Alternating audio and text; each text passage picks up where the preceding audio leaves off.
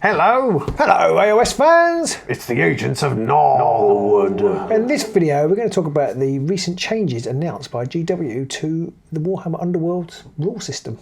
Gnarlwood edition. Before we get into the main topic, don't forget to like, subscribe, and leave a comment. Tell all your friends. Because it really helps the channel, boosts us further and gets more people noticing our content. Absolutely, the more people watch, the more inspired we become and the better the content gets. So please do all those things. So now we'll crash on. As you know, GW always like to mix things up when it comes to a new season. They always throw some little curveball, quite often several little curveballs deep in the rules, but they published certainly, well, I don't know whether all the changes, but certainly a lot of the changes on the Warhammer community pages, and we just thought we'd quickly run through that because it's caused a fair amount of discussion / consternation. Yeah, and I kind of like that they're doing this. Just to say that up front, it used to bug me that they would change the rules and tweak things, but I've kind of got used to the fact that each season is only what might be 6 months now, or was 12 months before. It's for a short space of time, you're in a specific realm, it has some special rules that goes with it, and then the next season come around and things change, which means the warband that might have been cock of the walk before is no longer top of the pile. I like to mix my metaphors up there, but you know, I just like the fact that it keeps Cock of things... the walk, top of the pile. Yeah, I just love the fact you don't want to be middle of the road though. One sandwich short of a pig, you know? But I love the fact that it keeps things changing all the time. Well, it's funny because I've been thinking about this, and I think that the phrase that really makes me kind of, it works for me, is everything changes, everything stays the same. It's very true. Because I kind of feel like that every time, and you know, there's been a lot of talk on the various forums about how good or bad these rules are, and that happens every time they change something. Every time. And then every time we roll on, and I think some people fall away, some people come back, we get some whole new people in, but I reckon the playing numbers roughly stay constant if you don't allow for a global pandemic. I mean, GW must know what their numbers look like, right? They must be able to tell what seasons sold well, what seasons are doing great. Absolutely. And they you know, they have this information, so they can tell They that kind of don't stuff. make decisions just for the hell of it. Yeah. Which I suppose brings us on to the first thing, which we might want to talk about, which is that boxes are going to be packaged with Rivals format decks. So instead of having lots of universal cards, although the cards are still universal I think, but they are basically going to have 32 faction cards, and then the other cards will be 32 Rivals deck, which you can play with either of the two warbands in the box, or indeed any other warband that you already own. And that is a departure, because for a long time we had the same sort of more or less the same set of cards for the first few seasons. And then after that they had some random universals. But I never felt you could build consistent decks with that, so it felt that felt a bit unsatisfactory. So I really like that they've added that Rivals sort of way to play, and immediately, so it means immediately you've got kind of both warbands can immediately play with 3 different decks almost, because they've got their own deck and they can play with either of the others. And it's all straight out of the box. Without buying anything else, you immediately have many combinations to play with. And I reckon they're going to package all of the warbands like that this season. So I think everyone you're going to get one, and I think so too. I'm pretty sure that's something that we said they should have done a while ago. So you know, if they've been listening, you're welcome. And I think a lot of these changes, and we will get into them in deeper maybe in other videos too, but I think a lot of these changes are driven by economics, and I think they have realised that much as people want to play Championship, and Championship's a great way to play the game, economically you've got to really love it to keep chasing all those cards. This way, and especially with the new Nemesis format which they're bringing in, this way you don't have to do that. You can just buy what you want. And I think they've looked at it and thought we can have a small group of people who buy everything, or we can sell to a much wider group of people, maybe 2 or 3 things. And I reckon that will bring them in more money. I think that's always going to win when it comes to making more money that way. Absolutely, because it makes the community bigger, it makes the scene bigger, they've got more friends to tell people, so basically you're ever expanding outwards, and the more people you're attracting in as you expand outwards. So I think the whole thing is driven by economics, but I think it's a really good decision. And hopefully they'll get better at making these Rivals decks that will be more well formed. And we've seen in the warbands from Nethermaze and so on that their decks are getting much more built around themes. They work a lot better, unlike season 1 and 2 and 3 warbands where the decks could be absolutely terrible and disparate. These times around they are much better. Definitely. I don't know whether they've got they've been working on the game for longer, but they've got a team, or I don't know, but everything is more thematic and it works really well. And it's just a lower entry cost for anybody who's new to the game. If they come along and go, I quite fancy this game, someone goes, if you want to actually have a chance to win, you're going to have to go back and buy 150 quid from last year or something. It's going to turn people off. Absolutely. So what other changes are there, Peter? Well, there's a lot of change going on around movement. Move, any counters. Historically, in the old games, all the way up until this current season, whenever you moved, you got a move counter, and that was it. You could not move anymore. But what have they changed it to? Now you can move time and time and time again and rack up many, many move counters. Madness. Well, presumably no more than 4. Well, probably not more than 4, unless you've got some ploys that might move you again. But you've got to be special sort of mad to just move 4 times with the same fighter. But it is quite a departure for the game, flippancy aside, because now you can, in theory, I think this is perhaps to stop longboarding and offsetting and things. Could be. Quite such the same way. You'd never have that problem with people sitting right at the back anymore. Yeah. Now there'd be control players are probably screaming out for blue murder, that's unfair. Yeah. But it is a bit frustrating when you can't interact in this board game. A lot of the changes over the years, have been to drive interaction between the warbands and remove negative play experience. I think. Yeah. So it's quite a big thing. It is worth pointing out that if you do move and you get a move counter, whilst you can move again, you can't charge after that. You can't charge. So you could move and then attack, and then you could move on the 3rd go, and then you could attack on the 4th go. But that's only 2 moves and 2 attacks in total. It's an interesting one. There's been lots of talk about it, and people saying, it's really powerful. Maybe it is. I'm not that good at the game. But quite often, what we pride ourselves on. Quite often, I found when I've got cards that can make me do extra moves, I don't end up using them because you basically end up sticking somebody right into danger. Yeah. And then they can just, okay, you can fight back, but you can't fight back if you're dead. No. So there are certain warbands that will really favour it. But even that said, a free smack at somebody who's got 5 wounds, that's 2 attacks, and they're back into trouble. What you never want to do is charge into them and they just sit and hit you. But now you can encourage them onto you because they can move twice. I don't know. I don't know how big a difference it's going to make. I think you've got some people are concerned that some warbands like Canaan's Reapers, they've got a big guy who could run up and start swinging his axe around. But every time he moves, he's not charging. Every time he moves, he's not attacking. And the further you move into enemy territory like that, the more you leave all your other troops behind and you're left out on your own. So there's definite downsides to it, I think. And also warbands, because they're saying, elite warbands will do really well at it. It's like Morgoth's Crushers, they'll get double moves. Like, again, every time they're doing all these extra moves, they're not attacking.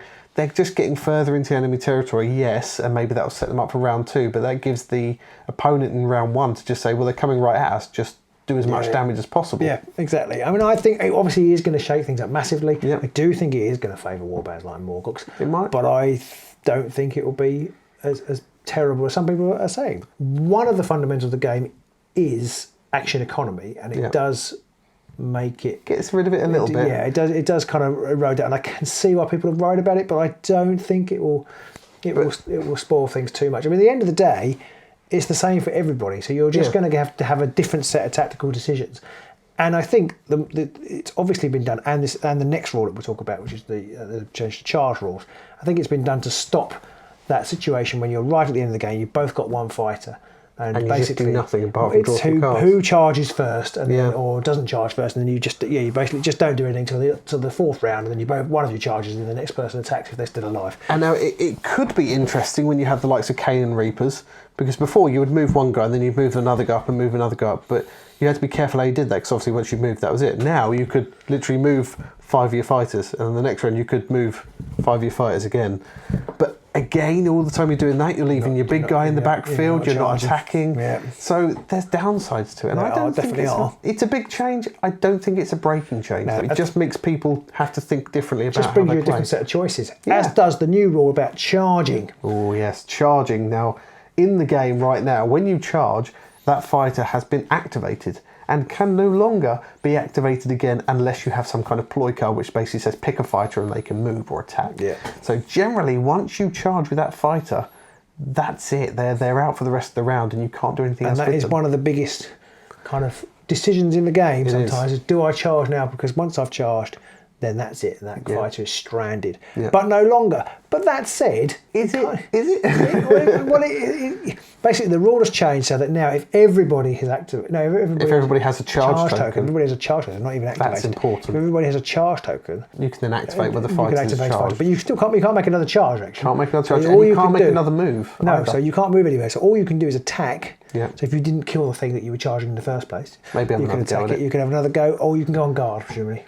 or you might have one of the other additional special actions. Like if you're Scritch, you might call a Skaven back or something. Or imagine like if that. it was in the days where you could do those things and get glory. Oh, yeah, one of those. But yeah, so you can't charge again, you can't move again. So whilst again people are claiming it's quite a breaking rule, I think it just enables you again to have a little bit more to do when it's near the end of that game and you've only got a couple of fighters left. Like, well, I've charged with him, I'll charge with him.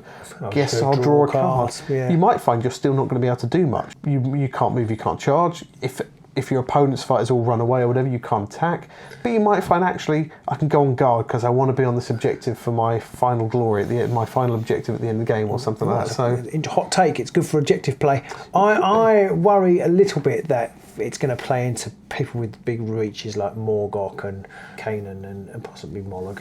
I worry that a little bit because the thing with those is that Mollog can charge twice anyway, can't he, because of his special rule. But the thing is that once they've charged in the last round, they're done. But now they're no longer done. But the thing is, all of them, towards the end of because it's likely to be towards the end of the game, because the chances of, maybe if you've got an elite warband, they might all three of them have charged. But the chances that you will get to do it in rounds 1 and 2 is far much less. Yeah. And I kind of think actually at the end of the game, the chances of you having people in range is quite slim, really. Yeah, I think so. So I don't think overall it's a massive break in the game. I certainly don't think it's going to be upsetting things, but it is again going to make people think a bit differently about how they play, and they've not had to do something that fundamental for possibly 6 years, really. No, and I've seen accusations that it means that you get less punished for bad play if you make a bad decision. But then, do we want to punish people for making a mistake in a game? I'm not sure that's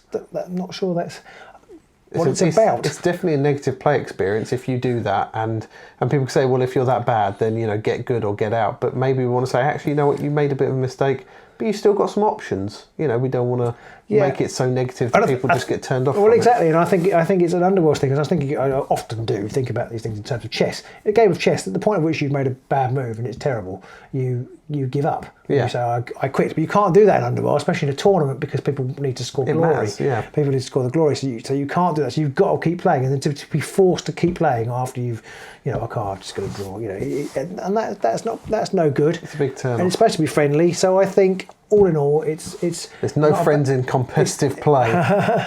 But there is really. I think it's a good change that means that the game's a bit more friendly. Again, it's the same for everybody, so yeah, maybe it doesn't punish good play, but who plays perfectly every time? So the next change is around feature hexes. Yes, that's right. Gloom is out. Yes, we're no longer in the realm that we were in. Ulgu. Sorry, I can never remember. Ulgu. So that was very gloomy, but we're not in gloomy. We're now in back in Gur, and everything's more treey and trappy. Yeah. So we've got some snare hexes. Yes. So there's no gloom. There's snare hexes instead. And if you step into a snare hex, you will get staggered. They're staggering, to be honest. They are. It's a staggering change. This is, yeah. We've had stagger before in Nether Maze, and basically if you're staggered, you have a stagger token, and it means that when people attack you, they can reroll one of their dice. Or you forget to do it every time. Pretty much every time, almost every time, until when you don't need it. One other change is that the objectives will start face up. They will. So that was a change from Nether Maze and Harrow Deep. They were face down, which I have to say was a rule I didn't really like. I didn't like it, not gonna lie. And it was a big change from the previous seasons as well, where they all started with the objective side face up. I'm kind of glad that they've gone back on that one. Yeah, so now objective start, objective side up again, which means like your chosen axes and your, I can't remember what the lizard men were called, but the Starblood Stalkers, all of those who need to hold objectives to inspire or to score glory, don't have to worry so much about flipping them over again. It's suddenly easier. You can still delve them though. You can, yep. And flip them over. So, but if you do, you'll be staggered. You'll be staggered. It's another staggering change. So, and that's either way. If you flip them, you'll be staggered. Yeah, so it doesn't matter if you flip onto a snare hex side or if you're just flipping onto a cover hex side, you're going to get staggered either which way. And that brings us on to the last change, which was mentioned at the top of the GW article, but we haven't actually really covered in any detail. And so this is the Nemesis format, and for those of you who don't know, this basically means you can do a little bit of deck building, because you can choose one pre-prepared rivals deck and your faction and their faction cards, and make a workable deck with those. So it's going to be a new way to play the game.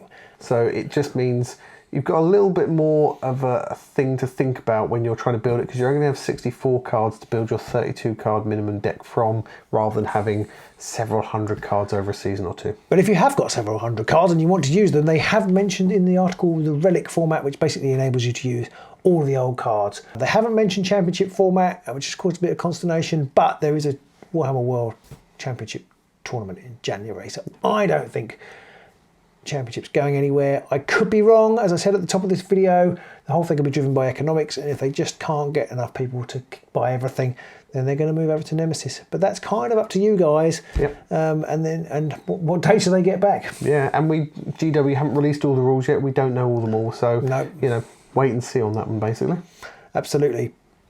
So those are all the changes that GW mentioned in the video, and our take on them, and a brief summary of what they all do in-game. Hopefully that was useful to you, but do shout out in the comments below if you're not sure about anything. So we'll see you soon. Bye!